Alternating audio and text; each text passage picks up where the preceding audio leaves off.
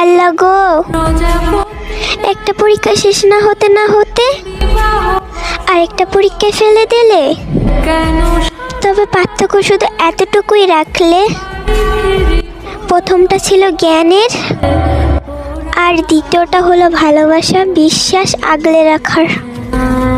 ওহে আমার জীবন সাহেব, কে সে ভাগ্যবতী নারী যাকে আপনি 1 বছর নয়, 2 বছর নয়, পুরো 15টা বছর ধরে ভালোবেসে এসেছেন? আমি বলবো না যে ভালোবাসা অন্যায়, আমি এটাও বলবো না যে ভালোবাসা পাপ। ভালো তো আমিও বেসেছি, তবে আপনাকে, আপনি বেসেছেন অন্য কাউকে। আমি সবার মতো বলবো না যে ভাগ্যিস আপনি ইংলিশ জানতেন না, বরং আমি এটা চাইবো দ্বিতীয়বার যেন সেই মেয়েটার সাথে আপনার আবারও দেখা হয় আর আপনি তাকে আপনার মনের কথা খুলে বলতে পারেন। তবে বিশ্বাস করুন, আপনার মুখ থেকে যখন সেই মেয়েটাকে ভালোবাসি কথাটা শুনলাম, তখন আর নিজের মনটাকে আর আটকে রাখতে পারলাম না।